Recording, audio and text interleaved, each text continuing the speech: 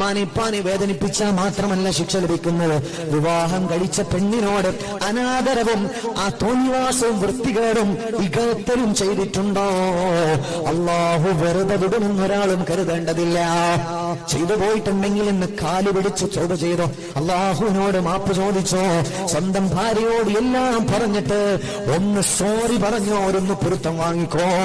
ഭാര്യ എന്ന് പറഞ്ഞാൽ നമുക്ക് തോന്നിയാസം ചെയ്യാനുള്ളതല്ല, നമുക്ക് അലക്കി തരാനുള്ള യന്ത്രം മാത്രമല്ല, നമുക്ക് തോന്നുമ്പോ പ്രസവിച്ചിട്ട് തരാനുള്ള, നമുക്ക് ചവിട്ടി മെതിക്കാനുള്ള, എല്ലാവർക്കും ഒന്ന് കൊട്ടാനുള്ള ചെണ്ടയല്ല.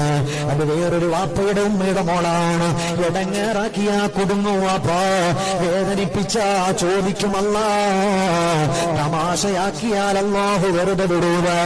സ്വർണ്ണാഭരണത്തിന്റെ പേര് പറഞ്ഞിട്ട് അത് കുറഞ്ഞു പോയെന്ന് പറയല്ലേ വാപ്പ. ഇങ്ങനെ ഓരോരോ കാര്യം പറഞ്ഞു